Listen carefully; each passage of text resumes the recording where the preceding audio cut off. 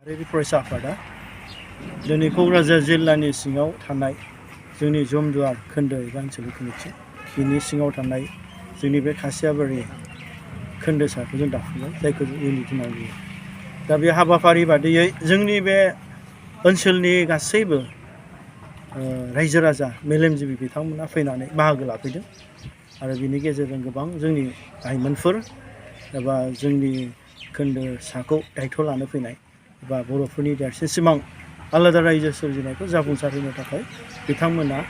खमावबाबो 32 जन दिनै बिबान लाफैबाय। जों गोसोखौ मोजां मोनदों आङो जाहाथे जोंनि लाइमोनफ्रा बे जोंनि थांखिखौ दासिमबो नागाराखै एबा जोंनि थांखि मुंख्लंफोरनि थांखि एबा जोंनि बर'फोरनि देरसिन सिमां आलादा रायजो सोरजिनाय बड'लेण्ड सोरजिनायखौ दासिमबो गोसो गोरबो होनानै बिथांमोना मावनो थाखाय दिनै ओंखारबोदों। आं बिथांमोनखौ जोबोद साबायखर बावहरो। सार नोंसिनि जे आलादा रायजो सोमावसारनायनि अनगायैबो BoNSUआ माबा इनिसियेटिभ लाफाबावदों नामा? बर' माहारियारि फरायसा आफादा गिबिसिन थांखि हिसाबै जोङो आलादा रायजो सोरजिनाय बर'फोरनि देरसिन सिमां बेखौ जों जाफुंसार होनायाव जोङो मैखोमै जों थांखि लादों आरो बेजों लोगोसे जोङो बर' माहारियारि फरायसा आफादा गोबां समाजनि जेंनाफोर समाजखौ फोसाबनो थाखाय जों मोनफ्रोमबो बिथिङाव जों टटेल रेभलिउसन होनना बुङो। जों सोलोंथाइ बिथिंनिफ्राय लानानै जों सामाजिक भाबै जोंनि दानि गोदान गथ'फोरखौ जितु डिसिप्लिन एबा जोंनि रेसपेक्ट एबा गार्जेनफोरखौ मान होनाय फुराना जोंनि रेभलिउसनारिस दैदेनगिरिफोरखौ सनमान होनाय सोलोंनाय बेफोरबायदि हाबाजों लोगोसे आरो जोंनि दानि गोदान जोंनि लाइमोनफोर जाय लाइमोनफ्रा दिनैसिमबो वर्क कालचारजों दिनै सोमोन्दो गैला गोबां जोंनि बर'फोरनि हाफोरा ओरैनो गोलैसोनानै थायो जाहाथे बैफोरावबो जोंनि BoNSUनिफ्राय जाहाथे माने बिथांमोनहा माने एग्जाम्पोल हिसाबै जोंनि माखासे लाइमोनफोरनि थाखाय खामानि मावलांनो हागोन बेयावबो जोङो दिनै नोजोर बोगोन आरो बेजों लोगोसे जोङो मोनफ्रोमबो बिथिङाव जोंनि समाजखौ जोङो सोरां लाबोनायाव जों मोनफ्रोमबो बिथिङाव जों खामानि मावनायनि पलिसिखौ जों जेब्लायबो समजों लोगोसे जों पलिसिखौ लालांबाय थागोन। रन्जन दैमारि गनांगौनि थाखाय थांनाय समाव मोनबा आफादजों बन्द' फोसावदोंमोन। दा बे बन्द' फोसावनायाव माबा फिथाइ ओंखारदों नामा? दा जोंहा दिनै रन्जन दैमारि सार जाय बिथाङा माने जोङो बुंनो थाङोब्ला जोबोद दुखुनांथाव। दा बिथाङा दिनै जोंनि भारतजों एबा सिगनेटारि हिसाबै माने बिटिआर एकर्ड सान्थि गोरोबथाखौ बानायबाय थेवब्लाबो बिथाङा दिनै जेलाव थांफिननांबाय एबा लाइफ इमप्रिजनमेन्ट मोनबाय बे भेरि आनफर्चुनेट। मानो होनोब्ला जोङो दिनै बिजिरनानै नायबाय International Court of Justice United नेसन्सआव मोनसे रुल्स दङ दे जाय बिथाङा माने रिभलिउसनारि एबा दिनै जाय बिथांमोना माने प्रिजनार्स अफ वार्स होननानै बुङो मोनसे हादोरजों मोनसे हादोर दावहा नाङोब्ला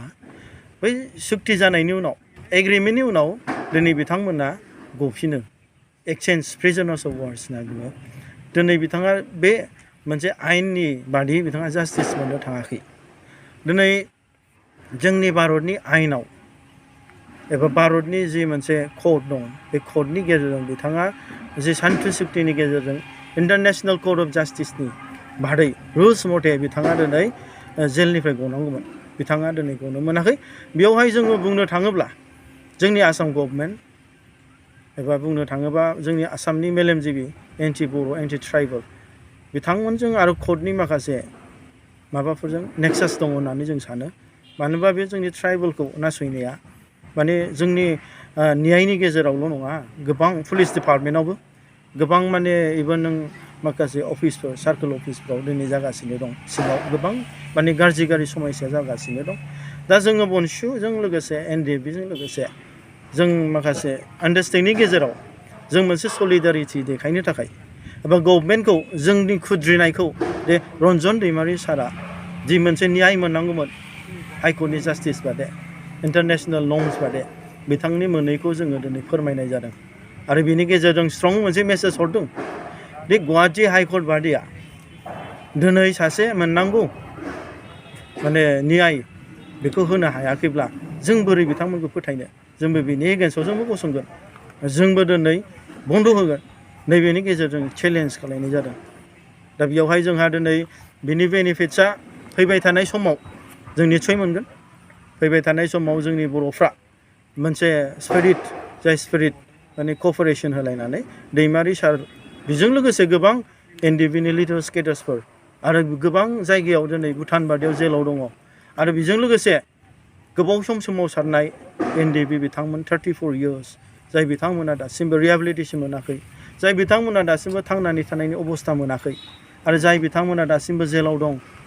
गथ' गथायनि मोखां नुवाखै बिसि फिसानि मोखां नुवाखै बिथांमोना जास्टिस मोनगोन बिनि सायावहाय फिसानि मोखां नुवाखै बिथांमोना जास्टिस मोनगोन बिनि सायावहाय जों बनसुजों लोगोसे गासैबो आफादफोरखौ लानानै माने फैबाय थानाय समाव माखासे प्रसेसनि गेजेरजों माखासे सावरायनायनि गेजेरजों जोंनि गभर्नमेन्टनि थ्रुयैबाबो गभर्नमेन्टजों लाफानानैबाबो जास्टिसखौ होनायनि पलिसिखौ जों लालांगोन